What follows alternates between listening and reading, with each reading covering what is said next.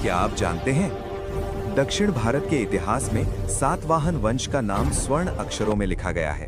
इस वंश ने उत्तर और दक्षिण भारत के बीच सेतु का कार्य किया और राजनीतिक, आर्थिक तथा सांस्कृतिक एकता को मजबूत किया।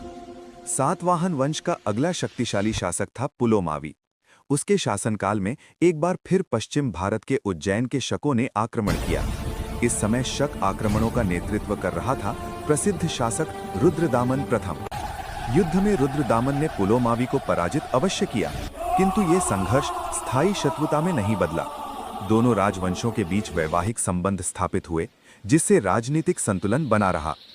पुलोमावी ने अपनी पराजय से सीख लेकर दक्षिण में शक्ति का विस्तार किया।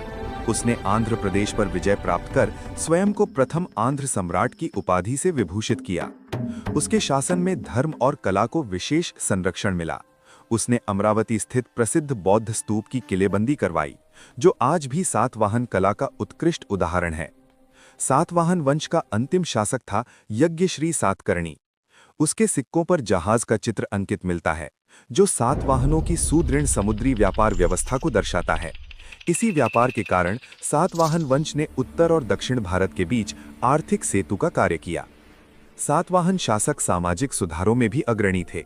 ब्राह्मणों को भूमिदान, भूदान देने की परंपरा सबसे पहले सातवाहनों ने ही शुरू की।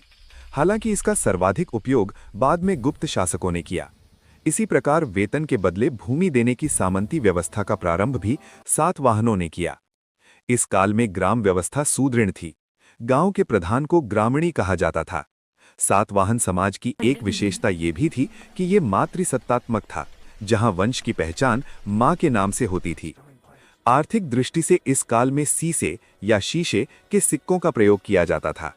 इस प्रकार सातवाहन वंश न केवल एक राजनीतिक शक्ति था, बल्कि उसने भारतीय समाज, अर्थव्यवस्था और संस्कृति को नई दिशा दी। यही कारण है कि भारतीय इतिहास में सातवाहनों का स्थान अत्यंत गौरवपूर्ण है। तो दोस्तों, आप लोग वीडियो देखते हैं, पर वीडियो को लाइक और चैनल को सब्सक्राइब नहीं करते हैं। आप लोगों से हाथ जोड़कर विनती है, इस चैनल को सब्सक्राइब कर लीजिए।